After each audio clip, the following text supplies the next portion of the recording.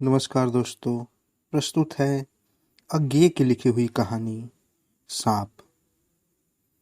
अच्छाई बुराई की बात मैं नहीं जानता, कम से कम इतनी नहीं जानता कि सबके और खासकर अपने बारे में यह फैसला कर सकूं कि हम अच्छे हैं कि बुरे। लेकिन इसके बिना जी न सके, चल न सके, चाह न सके, ऐसा तो नहीं है। उसके लिए जानता हूँ कि वह अच्छी है, और यह भी जानता हूँ कि इस बात को जाने रहना, पकड़े रहना जरूरी है, वह अच्छी है। सवेरे सवेरे उनसे मिलने गया था। यो तो अक्सर हम मिलते हैं, पर वह सवेरे सवेरे का मिलन कुछ विशेष था। मैं चौंक कर उठा था। तो एक तो जिस स्वप्न से उठा था वह मेरे मन पर छाया था। दूसरे, आँख खोलते ही सामने देखा, बगलों की एक छोटी सी डार आकाश में उड़ी जा रही थी। तो पहले तो मैं इसमें उलझा। स्वप्न बहुत मीठा था। उसकी मिठास बिगड़ने का डर नहीं था, बल्कि उलझने से ही डर था। यो छोड़ देने से वह और छाई जा रही थी, इसलिए बगलों की डार से चित स्थिर किया। न जाने उससे क्यों एक हिलोर, एक ललक मन में उठी। उसे मैंने कविता में बांधना चाहा। कविता मुझे नहीं आती, छंद बांधने से तो कसीदा गढ़ता कम दुष्कार मालूम होता है। पर हाँ, आधुनिक ढंग की अनकही को अर्थ की बजाय ध्वनि से कहना चाहते वाली कविता से कुछ ढाढ़स बनता है कि हाँ, यह तो हीरा पन्ना मोती जड़ा देव मुकुट नहीं है, देसी परवाहा है। यह दुपल्ली शायद हम भी ओढ़ ले। तो मैंने कहना चाहा, भाले की अनी सी बनी बगलों की डार, फुट किया छिटपुट गोल बांध डोलती, सिहरन उठती, और एकाहत में कोई तो पधार नहीं मेरे सेहूं गेहूं में।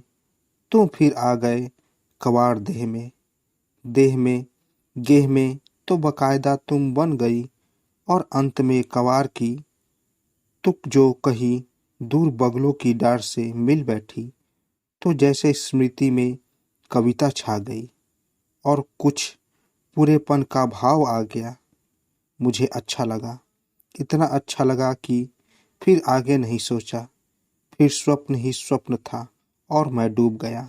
स्वप्न भारी आंखें लिए लिए ही उसके पास पहुंचा और उससे बोला, घूमने चलोगी? दूर लंबी सैर को जंगल में को चलोगी? इतना तो खैर उसे जवाब का मौका देने से पहले कह गया। पर इतना ही नहीं, मन ही मन आगे भी और भी कुछ कुछ कह गया। जैसे बगुले की डार देखकर मन ही मन कवार से बतिया गया था, वह भी कविता में। मैंने कहा, चलोगी जंगल में को, जहाँ सन्नाटा है, एकांत है, जहाँ सब अपनी अपनी धुन में ऐसे मस्त है कि मस्ती की एक नई धुन बन गई, जिसमें सब गुजने हैं, पर अलग अलग, बिना एक दूसरे पर हावी हुए, जैसे शहर में होता है। शहर में जहाँ तुम कुछ ही करो, दूसरे को बड़ी दिलचस्पी है, टांग नहीं अड़ाएंगे तो शोर मचाएंगे, और नहीं तो राह चलते चलते खखराते हुए ही चले जाएंगे। जंगल में मस्त मन चले निर्लज, जंगल में चलोगी, वहाँ जहाँ कोई न होगा वहाँ। लेकिन इतना कहकर न जाने क्यों जबान रुक गई थी, मन ही रुक गया था।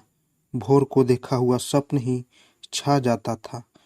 स्वप्न मुझे याद था, बार बार उभर कर याद आता था, पर गूंगे की गुर की तरह स्वप्न भारी आंखों में मैं अब भी देखता था कि हम में हम उस वह चल पड़ी मेरे साथ सैर को।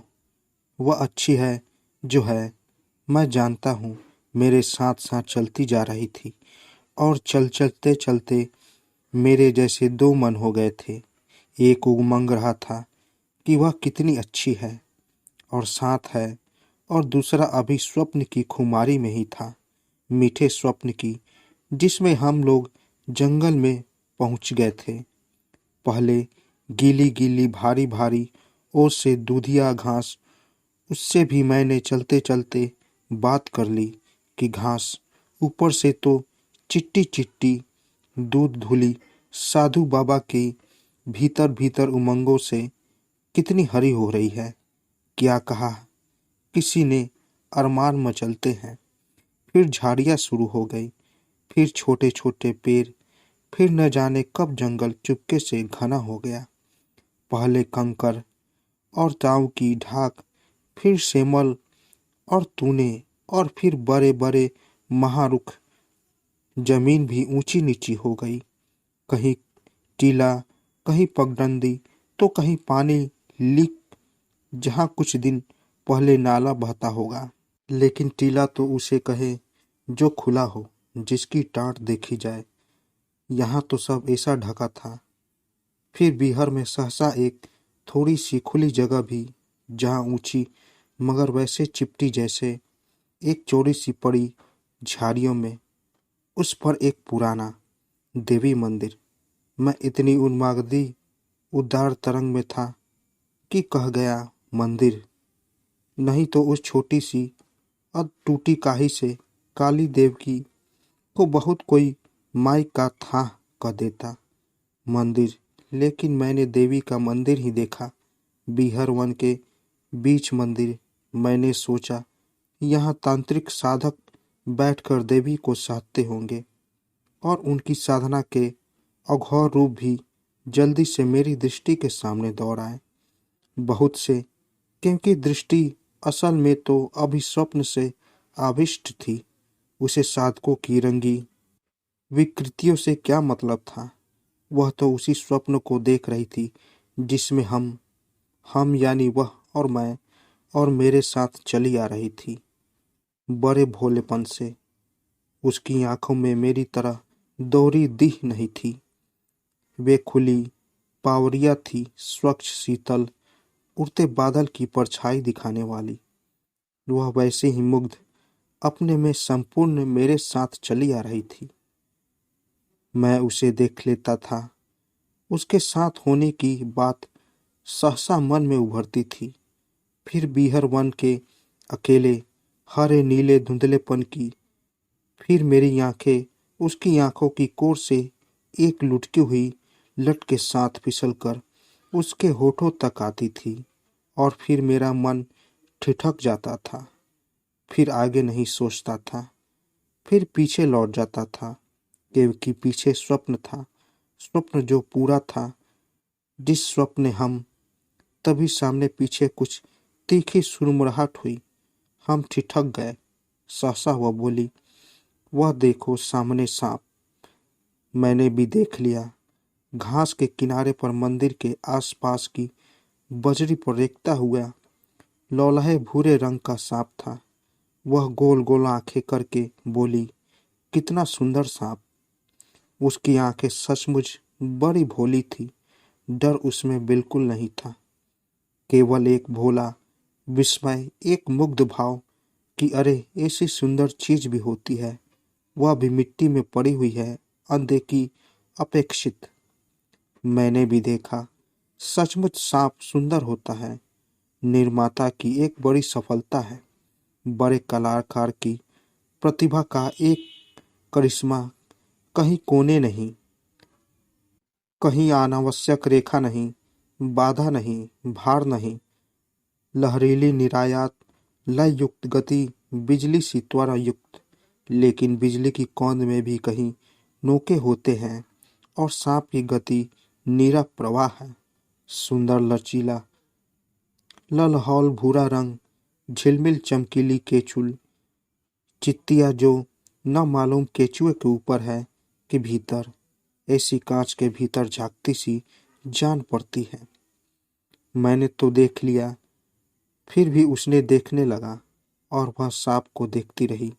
हम दोनों जैसे मंत्रमुग्ध थे, लेकिन एक ही मंत्र से नहीं। वह सांप को देखती थी, मैं उसे देखता था। वह सांप के लयमय प्रवाह पर विस्मय कर रही थी। मैं उसके चेहरे की मानो क्षण भर के लिए थम गई अंचल बिजलियों को देख रहा था और सोच रहा था, कोने एक दूसरे को काटते हैं पर लहरीली गतिमाएं रेखाएं काटती हैं, झट से कौंध कर मिल जाती हैं। बिजली की कौंध है तो है ही लय होने के लिए। लहर को देखो और खो जाओ, डूब जाओ, लय हो जाओ। उसकी आंखें सांप पर टिककर मुग्ध थी। मेरी आंखों में मेरे भोर से देखे हुए स्वप्न की खुमारी थी। स्वप्न में इसी तरह देखा था कि सांप आगे बढ़ गया, मंदिर की दीवार के साथ सट गया। ऐसा सटकर चिपक गया कि बस जैसे मंदिर की रेखा से अलग उसकी रेखा नहीं है, जैसे मंदिर की नींव से ही वह सटा हुआ उठा है और वैसा ही रहेगा। और चिपके चिपके भी वह स्थिर नहीं था, वह आगे सरक रहा था, आगे आगे और गहरा चिपकता हुआ, जैसे उसकी देह की रगड़ की आरी से कटकर मंदिर की दीवार के नीचे उसके लिए जगह बनती हो और उसमें वह धंसता बैठता जाता हो। बढ़ता हुआ वह हमारे सामने की दीवार के कोने तक बढ़कर दूसरी दीवार के साथ मुड़ चला। थोड़ा और बढ़ा, फिर रुक गया। आधा इस दीवार के साथ जो हमारे सामने थी, आधा साथ ही जो हमारी ओट थी। उसका सिर ओट में हो गया, कमर दोनों दीवार के जोर पर टिक गई। मैं सहसा कहा, इस वक्त यह कैसा वेद्य है। अगर मैं मारना चाहूं तो निरीह मर जाए। हाँ, लेकिन क्यों मारना चाहते हो? इतना सुंदर। मैंने अपनी ही झोंक में कहा, अभी ढेला मारूं तो बस काटने को मुड़ भी न सके। क्या जहरीला है? हो भी तो क्या, इस समय असमय है, मौके की बात है। कुछ भी न कर सके, सारा रूप लिया, ज्यों का त्यों पड़ा रह गया, बिटुर बिटुर ताकता। उसकी पहले की मुग्ध गोल आंखें करुणा से और बड़ी बड़ी हो गई। बोली, बेचारा कितना असहाय, कितनी करुणा थी उस स्वर में, कितना निरीह था। वह स्वर भी शायद सांप से अधिक निरीह। स्वप्न में मैंने देखा था वह और मैं, हम, लेकिन स्वप्न की उलझन जैसे सुलझ गई। मेरी दोहरी दीढ़ इकहरी हो गई और मैंने देखा, मैं अलग यहाँ, वह अलग और वहाँ, और हम दोनों खड़े उस सुंदर चितलीदार लोहे भूरे लचीली लहर से बल खाते सांप को देखते रहे। मैं भी, वह भी। चाहे मैं सांप को जितना देख रहा था उससे अधिक उसी को देख रहा था। सांप तो मंदिर की भीत में सटा खड़ा था और वह मुझसे सटी खड़ी थी। फिर मैंने कहा, चलो आगे चले। हम लोग चल पड़े, पर असल में आगे हम नहीं चले, हम लौट आए। वह बिहार में मंदिर वहीं खड़ा रह गया। तांत्रिक वहाँ कभी कभी अपनी अधौर पूजा किया करते होंगे, किया करे। उन्होंने वैसा सुंदर सांप कभी थोड़े ही देखा होगा, कम से कम उतना असहाय और वैद्य। यो तो मैंने भी कभी नहीं देखा, स्वप्न में भी नहीं। यद्यपि सपने मैंने एक से एक सुंदर देखे हैं, जिन्हें मैं कह भी नहीं सकता हूँ, और किसी को क्या बताऊँ, इसको भी नहीं जानता। जो मैं जानता हूँ कि कितनी अच्छी है, चाहे मैं अच्छा हूँ या बुरा। तो दोस्तों, कैसी लगी कहानी? अगर आप लोगों को कहानी अच्छी लगी हो तो मेरे चैनल को ज़रूर सब्सक्राइब करें और साथ साथ बेल आइकन को भी ज़रूर दबाएं, ताकि मेरी कहानी सबसे पहले आप तक पहुंचे। तो दोस्तों, मिलते हैं एक नई कहानी के साथ एक नए वीडियो में। तब तक के लिए नमस्कार।